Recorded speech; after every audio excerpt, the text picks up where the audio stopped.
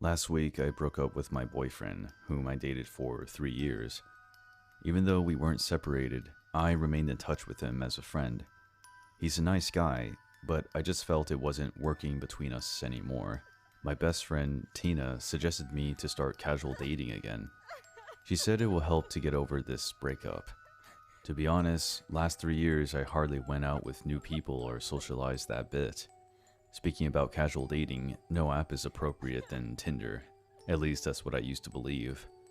One evening after coming home from work, I sat down on my bed and registered on Tinder. After going through some guy's profile, I got bored for not finding a good match and eventually dozed off. The next day, I went back to work when my friend Tina called me. Tina said, "Jill, you know what happened this morning? Tom called me and asked me how you were doing. I kind of told him that you were back to Tinder again, to kind of give him the idea that you have moved on. I hope that wasn't too much from my side, right?" Tina has always been like this, taking things on her own hand all the time. I expected something like this already, so I replied with an upset face, "Yeah, I will handle it. Bye," and disconnected the phone. I called Tom that night and apologized on Tina's behalf. Tom has always been nice to me. He said in a mature tone, "It's okay, Jill. I got your signal. I wish you the best. But whenever you need, don't hesitate to contact me. Take care." I felt bad for him, but his sense of understanding made me admire him too. Few days passed, and I went on with my life.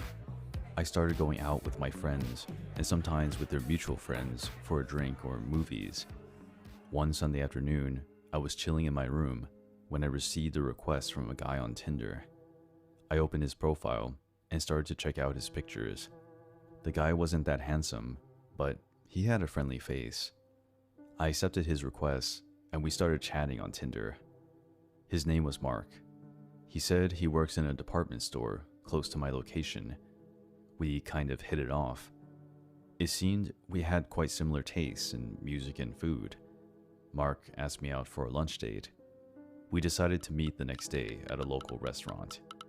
I reached the restaurant 5 minutes late and noticed Mark sitting at a corner table smiling at me. He seemed attractive in real life. He had a good height and charming nature. His flirtatious nature was a bit edgy for a first date, but somehow I enjoyed his fresh attention after a long time. The date went well, and we decided to meet again sometime. Mark started texting me regularly, and I too kept responding.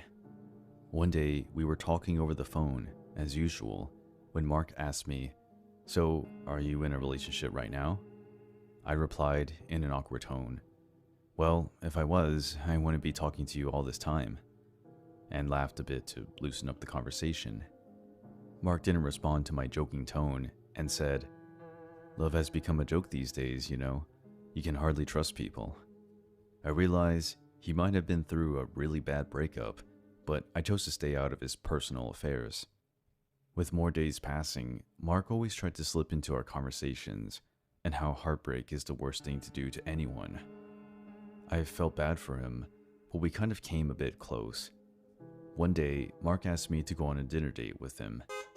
He came to pick me up from my house. As I got into his car, I could smell booze on him.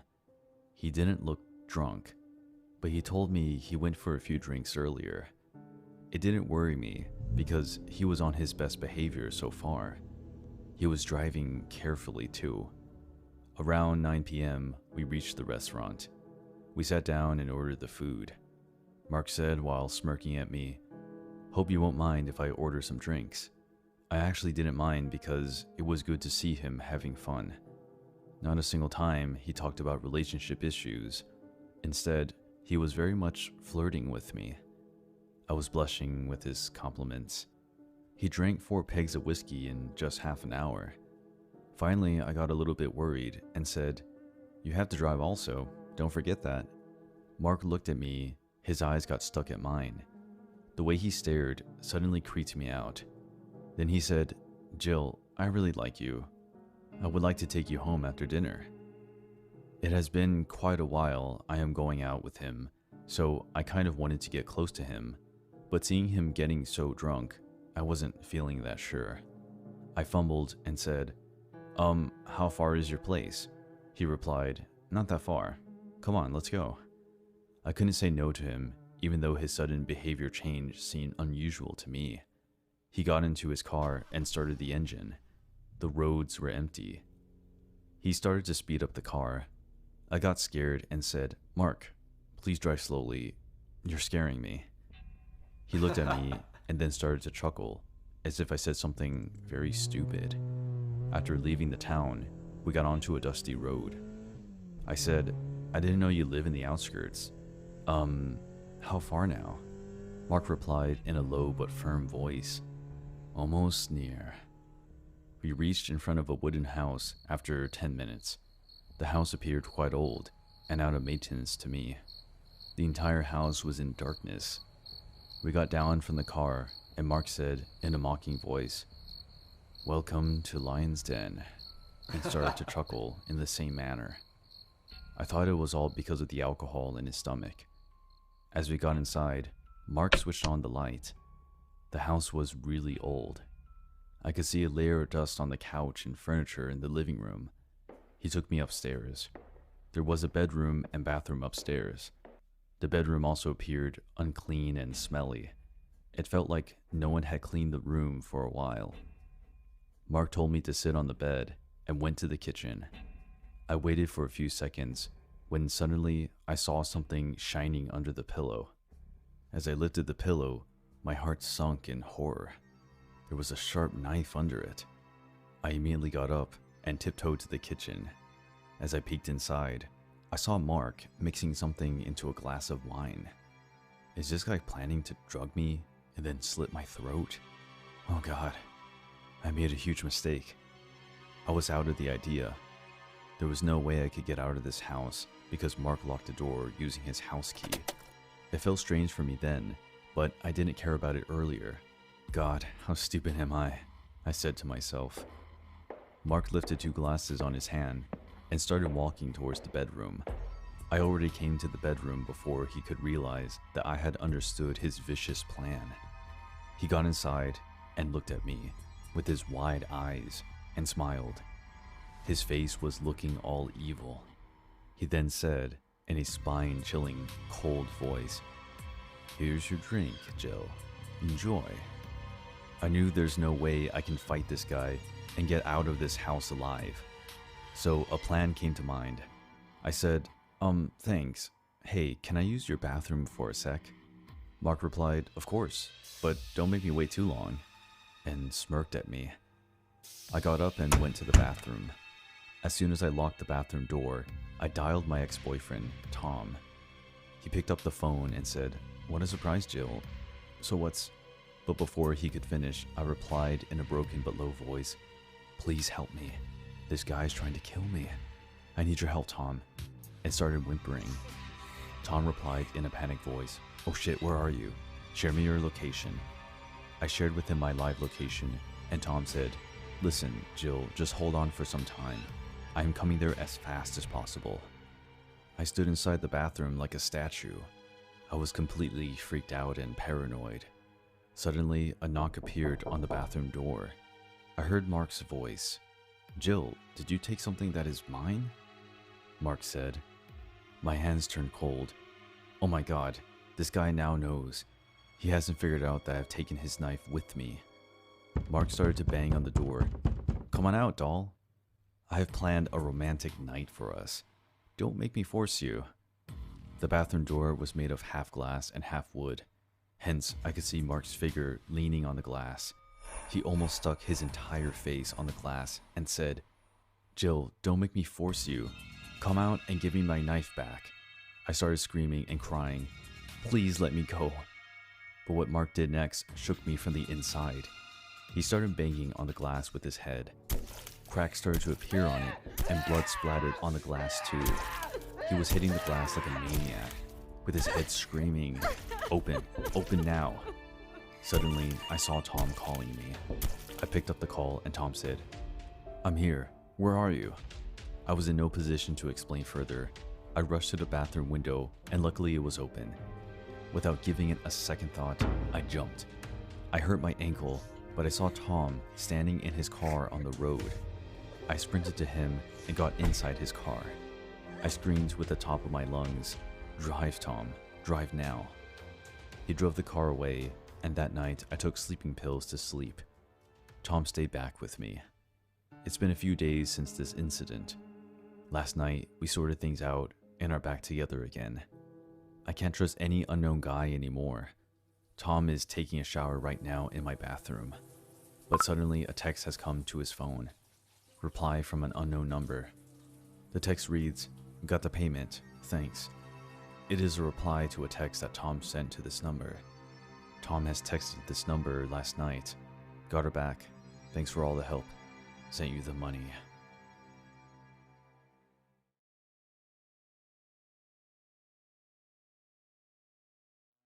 I am Noah. Last year, I opened up to my parents about my sexual orientation by letting them know that I am gay. I consider myself lucky enough, as my parents supported me.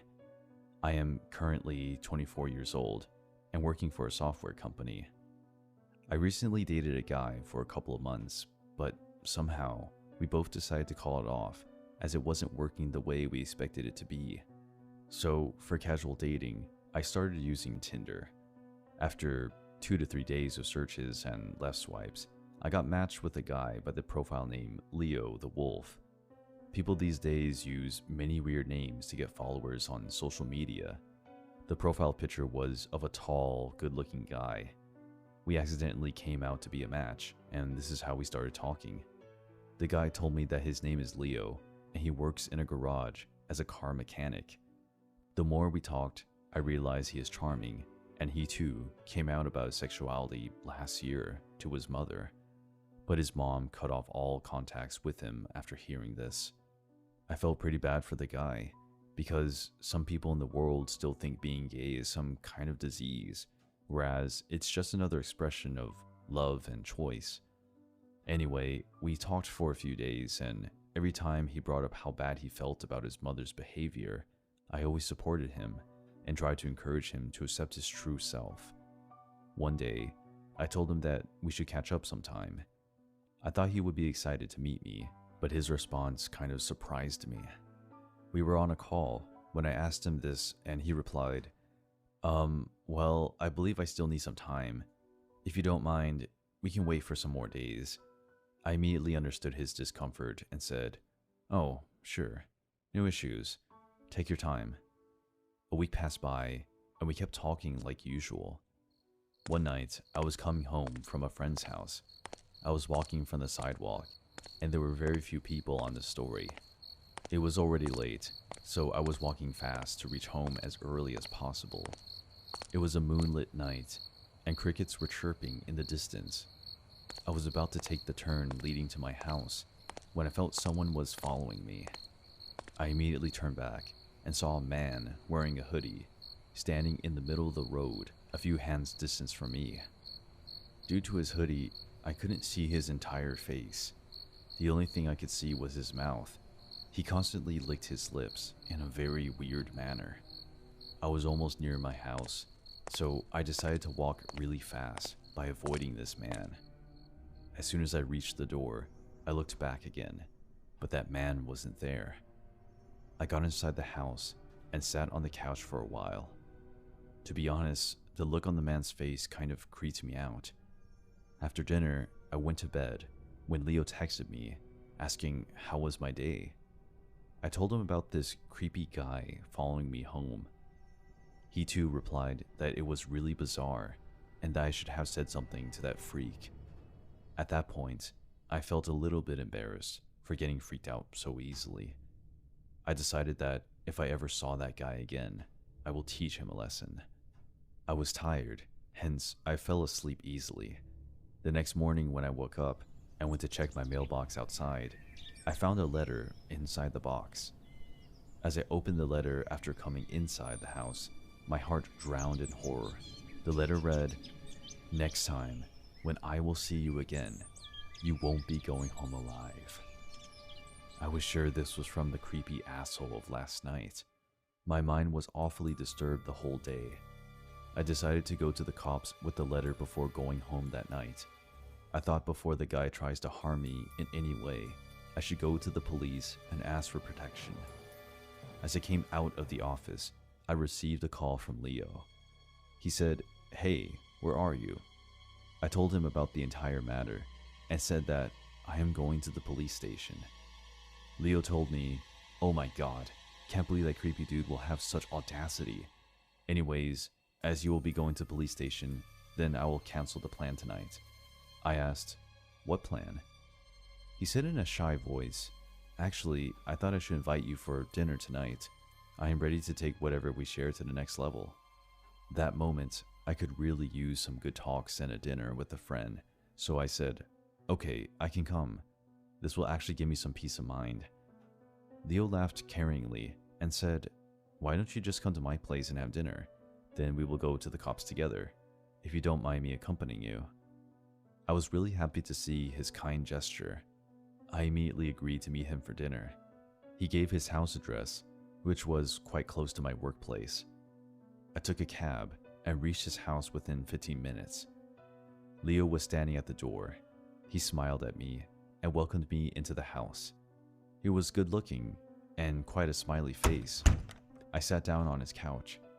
He gave me a glass of wine and we started to talk. I told him about my life and family, while he shared some funny incidents too. We finished the first glass of wine. He poured me another one. Then he said, "What does this man look like?" I took a few sips of wine and said, "Well, I didn't see his face, but he was licking his lips in a very weird way." Before I could go on that incident from last night, a true horror unleashed in front of my eyes. Leo smiled and said by interrupting me, "You mean like this?" Then he started to lick his lips in the same way that the man did last night. I got up with sweats appearing on my forehead. I fumbled in terror. "Oh my god, it was you. You tricked me." I was about to run to the door, but my legs felt heavy and my eyes started to close slowly. I realized he drugged me with the wine, but before I could do anything, I fainted on the floor. When I woke up, I found myself lying on the floor. My hands and legs were tied with ropes. Leo was standing in front of me with blood-red eyes. There was a sharp knife in his hand. He grinned at me with angry eyes and said, "I told you, you wouldn't be going home alive tonight." I said in a panicked voice, "But why are you doing this? Why do you want to kill me?" He licked his lips and said, "My mom died with a shock when my brother came out about his sick sexuality. I lost her for people like you. You guys are sick." By the time he was saying all these insane things to me, I managed to free my hand, but still kept sitting there quietly. I don't know why suddenly my parents' face flashed in front of my eyes, and I got back my courage. Leo screamed and said, "I will kill every single one of you." He started to walk towards me with the knife, but then I said in a firm voice, "If anyone is sick in this world, that is you, you psycho." The next few moments struck like lightning. He jumped on me, making a devilish scream. "Nah, I will kill you, you bloody..." But before he could stab me, I kicked him in his chest and he fell on his back. Without wasting a single second, I picked up the metal flower vase from the table near the couch and bashed his head with it. Blood started to flow from his forehead as he fainted. I handed him over to the cops that night and came home afterward. He is now rotting in jail for a charge of attempt to murder. Surprisingly, after this case came to the local newspaper, a high school boy came to the cops, reporting that the same man tried to lure him into his house. The boy was shy back then to open up about his sexuality, so even though this bastard tried to assault and kill him, the boy didn't go to the police. He somehow managed to escape. To all those creepy retards like this guy, I want to make it clear: no one holds the right to tell a person how to lead their life and whom to love. So, crazy homophobic psycho, pray to God that we never meet again. Because if we do, this time, you won't get out of the encounter alive.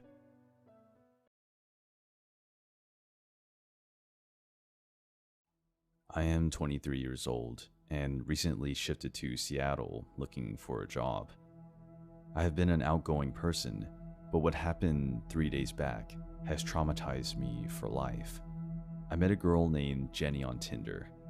Jenny said she is 20 years old and currently working in a Walmart to save for her college education.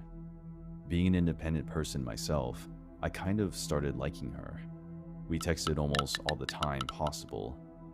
I too got a job in a retail company. Things were taking a good turn, so one day I asked Jenny out. Jenny gave me an address of a coffee shop and reached there on time. I sat down near a big glass window facing the street. I was scrolling through my phone, waiting for Jenny, just when a weird feeling grabbed my heart. I felt like someone was secretly watching me. I immediately glanced at the street. The street was filled with people walking by, so it was hard to spot anyone in particular. I thought it was all in my head, so I ignored it. But within a few seconds, I felt like I was being watched again. Now, this time, I suddenly looked and saw someone quickly went behind the streetlight on the other side of the road. My eyes kept searching the streets when just the coffee shop door opened and Jenny entered. She came to my table and said, "Are you looking for me?" and started to laugh. I awkwardly smiled and didn't tell her about this weird incident. We started to talk and I had a really nice time with her. We came close and Jenny often crashed at my place after work. Sometimes I noticed Jenny getting lost in her thoughts. One evening, we went to watch a movie, but halfway through the movie, she suddenly got up and said, "I want to go home." I thought she was feeling sick or something, so I got into the car and took her to my place. I asked her after reaching home, "What happened, Jen? Are you feeling sick?" She looked at me with a pissed face and replied, "Yeah, sick of you checking out the actress like I wasn't even there." I laughed a bit, seeing her possessiveness over a movie. At first, it appeared cute to me that she values me so much. I made her dinner that night and sorted things out. But as time passed, I realized there is something very wrong with this girl. One night, I went out with two of my office colleagues for a couple of drinks. Jenny wanted to come over that night, but I told her I have other plans, so I will see her tomorrow. I came back home at around 11 p.m. I was feeling very drunk, so I went to my room and threw myself on the bed.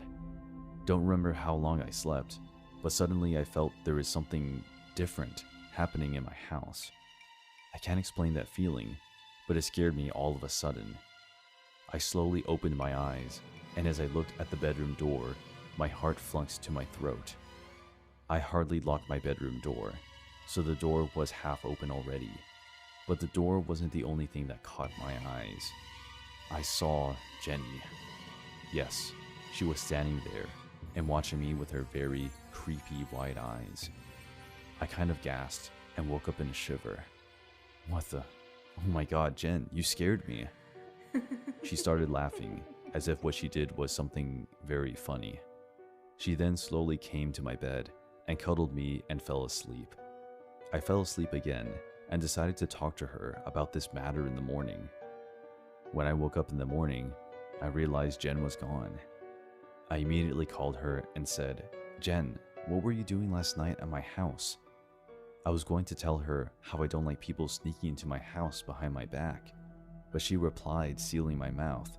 Jenny said, "What do you mean, Bob? I stayed with my mom last night. You told me you have other plans, so I made my own plans too. Are you sure it was me?" Now, this question freaked me out. I fumbled, "But you were there. You were watching me sleep." Jenny laughed in the same manner and said, "Oh, my dear Bobby, you must have dreamt about me. I told you, you will miss me when I'm not around. Meet me in the evening." And she disconnected the phone. I couldn't concentrate on my work that entire day. All I was thinking was how real all of it was.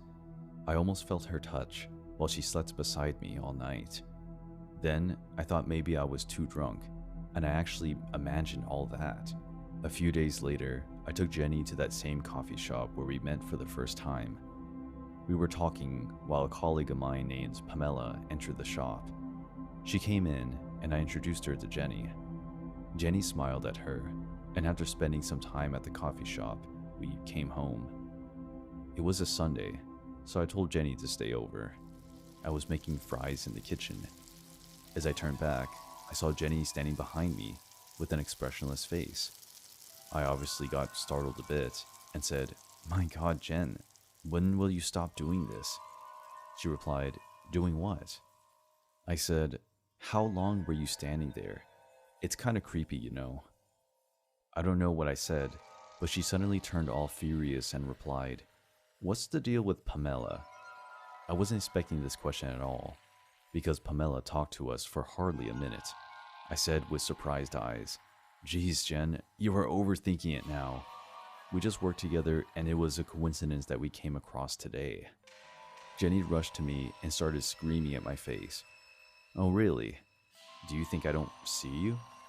I watched you sitting in the cafe all busy on your phone. Maybe you texted her to come there." I was completely shocked by hearing this. I replied in an annoyed tone, "That means, do you watch me secretly? That night wasn't a dream at all. Fuck, Jenny, you are a freak, man." Next, what happened was beyond my expectations. Jenny screamed in her squeaky voice and lifted the hot pan from the stove. Before I could do anything, a warm metal hit my head so hard that I fainted on the ground, screaming in pain. When I woke up, it took me some time to realize where I was. My head felt heavy. I found myself tied up inside a bedroom cupboard. Jenny tied both my legs and hands and dumped me inside my own cupboard. She also taped my mouth so that I can't scream. I was finding a way out just when a voice came to my ear. "Where is Bob? Is he okay?" I was sure it was Pamela's voice. I thought to myself, what the hell is she doing in my house? But then I heard Jenny's voice too. She was speaking to Pamela like nothing happened all this time. Then I saw both of them enter my room. Jenny said, "Bob talks a lot about you. I guess you guys are really close, huh?" Pamela was sitting on my bed, while Jenny was standing in front of the cupboard door. Pamela replied in an awkward voice, Yeah, he is a good friend. So where is he? You guys said you need my help. What's going on?" My eyes widened in horror because I could see the upcoming danger. Jenny was holding a kitchen knife in her hand. Her knife was hidden behind her, so there was no way Pamela could see this coming. I got terrified, thinking all this time I was dating a freaking psycho. Now she wants to kill Pamela too, just because I talked to her this morning. I immediately tried to free myself with all my strength. Obviously, it ended up making thuds inside the closet. Pamela got up and said, "What's that sound?" Jenny said in a spine-chilling voice, "I think it's coming from the closet. Why don't you check it, Pamela?" Pamela didn't realize what was going to happen next, and she walked towards the closet. As she opened the closet door and saw me bleeding from my head and tied up like a captive, she gasped in horror and turned back. Jenny was holding the knife above her and started laughing like a maniac. But by this time, I already freed my hands, and as Jenny went to strike Pamela with the knife, I came in between, and she stabbed my arm instead. I screamed in pain, but before she could do anything more violent, I knocked her out. I know I should not have hit a girl, but that's the only way I could stop her from killing me and Pamela at that moment. The cops came, and so did the paramedics. I was rushed to the hospital. I bled a lot and got 6 stitches on my arm and 3 on my forehead. Pamela told the cops everything about how Jenny tricked her to come to my house. The cops arrested Jenny. Yesterday, I got a call from them. They said that Jenny has been put in a mental institution. I probably punched her real hard, due to which she is having short-term memory loss for the time being. I asked them to have informed her family or not, but the cops told me her parents died long ago. I felt sorry for her and was thinking about visiting her, so I asked them, "How is she doing now?" They told me she talks to herself and laughs on her own, but sometimes she calls the doctor by my name and says, "Don't worry, Bobby, I will see you again. I like watching you sleep."